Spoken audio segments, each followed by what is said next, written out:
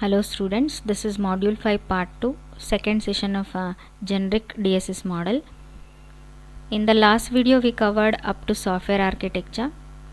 So here I am going to tell you about what is recovery strategy and simple call through a digital switching system. Usually in the software architecture you have 3 levels. The same thing is expected as a theory question in the question paper. Explain the recovery strategy and how you are going to initialize it and how you are going to recover it. You have level 1 initialization, that is INIT 1, level 2 INIT 2, level 3 INIT 3. It's related to lowest level and level 3 is the highest level. At least 4 points has to be covered under each initialization. First point is already known to you, level 1, it is a lowest level initialization of a switch, and always it runs at level 1. That means where you have operating system level 1, recovery strategy, kernel and hardware, that is the lowest level, where you wrote your operating system with 4 circles. And usually if it is level 1 means it controls IC, and IC in turn controls what? Line modules, trunk modules and peripheral modules. As I told, it is lowest level, you can recover it fast, that means local recovery. If you get any faults in LMTM, you need to run INIT 1 on the switching system. It will impact on your DSS. And for each level initialization, you need to write one example. See, one example is written here. It may be due to some environmental changes.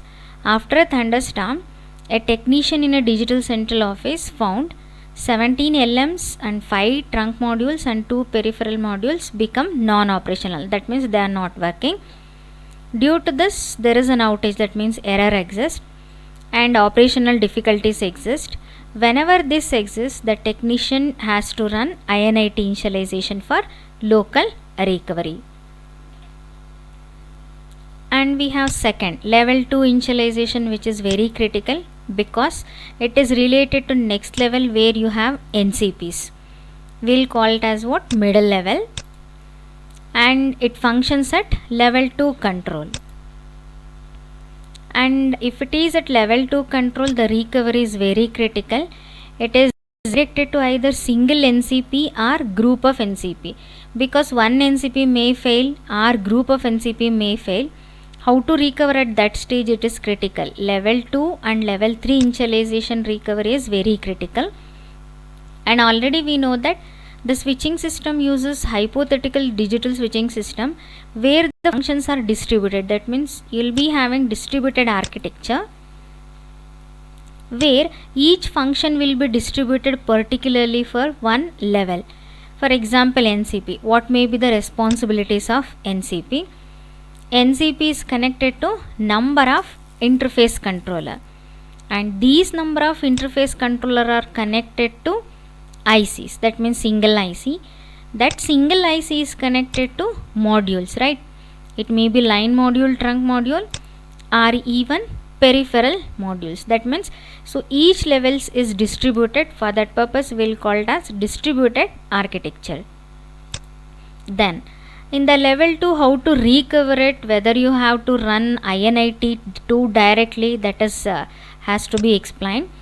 So first let us know how many types of failures you have. You will be having 2 types of failure. One thing is active mode NCP fails.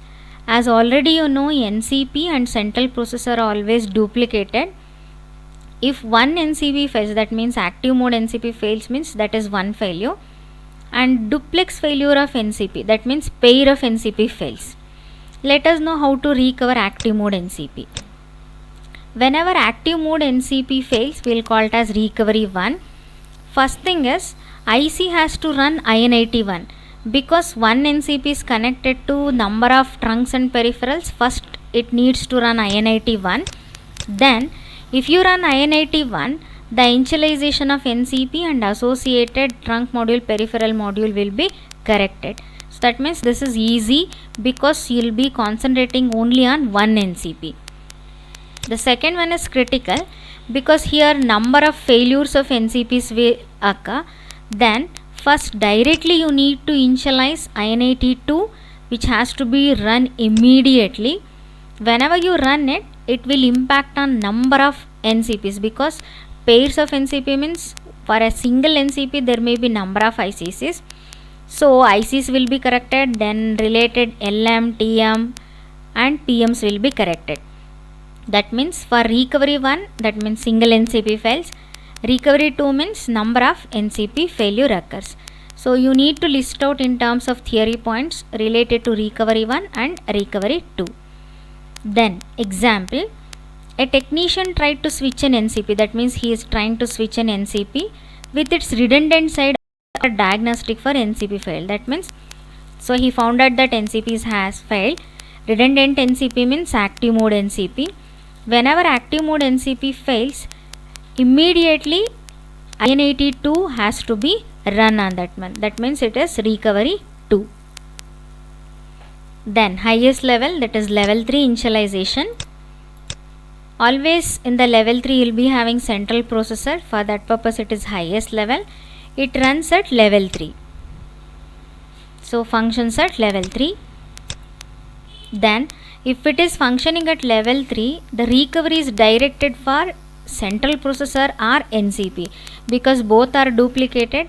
So you can start recovering from NCP or even central processor itself.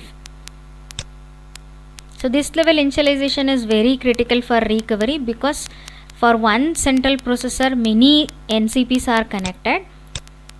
So whenever you are recovering, first you need to identify which one is the last good NCP. That means first identify good CP, then connect it. So after diagnosis of good CP, you need to run IN82. That means connect a good CP, then diagnose. After diagnosis you need to run an IN82. Directly we are not running IN83 here. Maximum concentration is given for IN82. Then a question arises, when to run IN83, because it is higher level.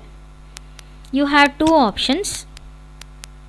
One, whenever redundant central processor fails, that means single central processor fails, you will be having only one single central processor in each digital switching system. Then second one is CP switch is not successful. For example, any hardware failure occurs, at that time only you need to run IN83.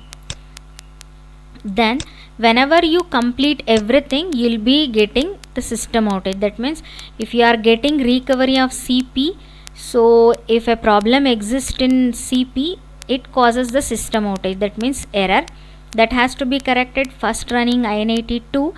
If it won't works, again you need to run IN83. Critically it is possible, because always you will be having one standby central processor, because always CP is duplicated.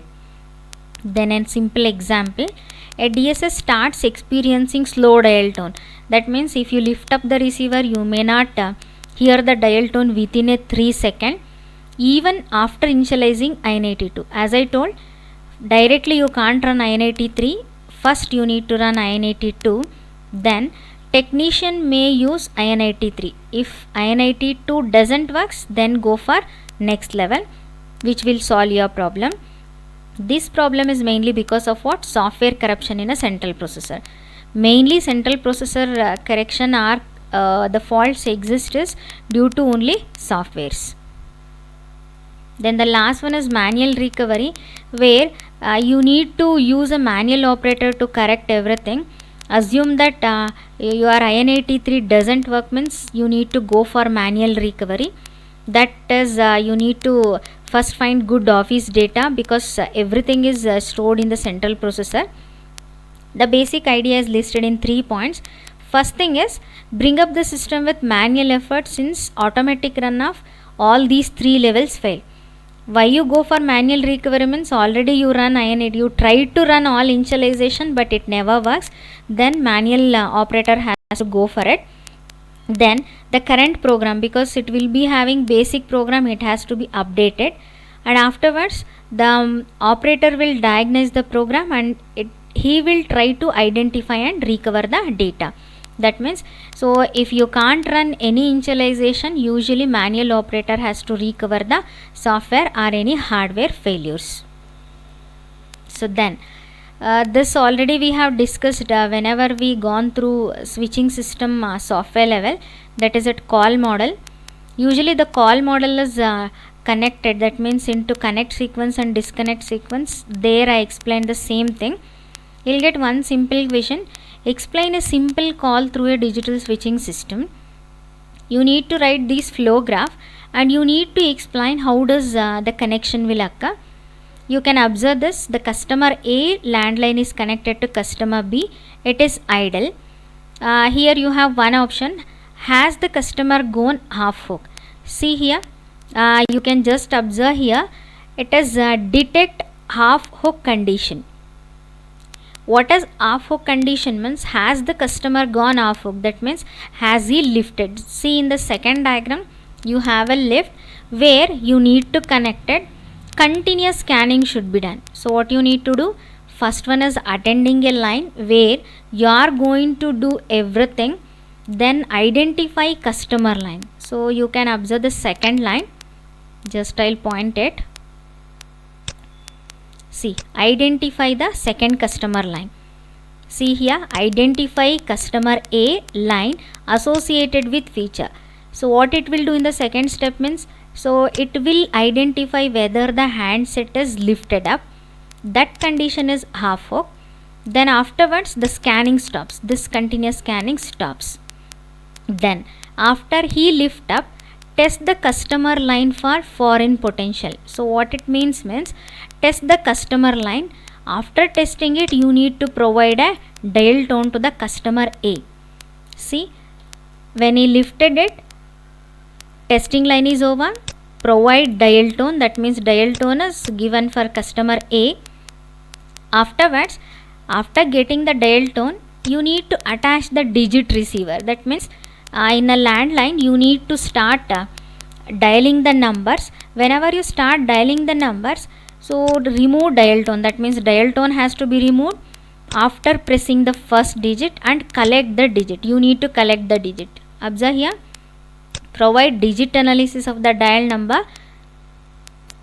After providing it, analyze the dial digit. For example, assume that you have 10 numbers in a phone number. In the second level, it will check the digit whether the phone numbers dialed are okay. If it is not okay, provide announcement. That means correctly dial it or fault dial number, like that. Then if your dial number is correct, request and establish a path for the second subscriber, right? See sixth point, establish path for the call subscriber customer. Then ringing tone has to be given for customer B. See here, check the customer B line feature, that means this feature has to be connected. Then provide power ringing, that means ringtone has to be provided for customer B, that means audible ringing. Then if he lift up the receiver, remove the ringing, right? See, detect answer and establish cut through path. So whenever the customer B lift up the handset, provide cut through path, then remove the dial tone, that means ringing tone from the customer B. Then now the communication path started. See here, at this stage it is ringing. So here he start answering the call and talk path established. After connecting it, if both receivers lifted, that means if they put down the receiver, disconnected when either party hangs up, that means stops. See, supervise the lines, that means this supervision is depending on AMA. So starting of AMA exists, then ending of AMA exists. Then detect on hook condition and disconnect. Don't get confusion between off hook and on hook. So here it is reversible. Half hook means connection start, on hook means connection stops. So this will be clearly identified if you remember the functions of digital switching system and 14 steps which are written in call model, connection, and the 6 steps which is written in the disconnect sequence. So it is a simple thing.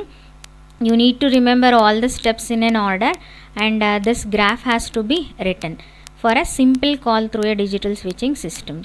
So this is the end. I will cover in the next video. Thank you.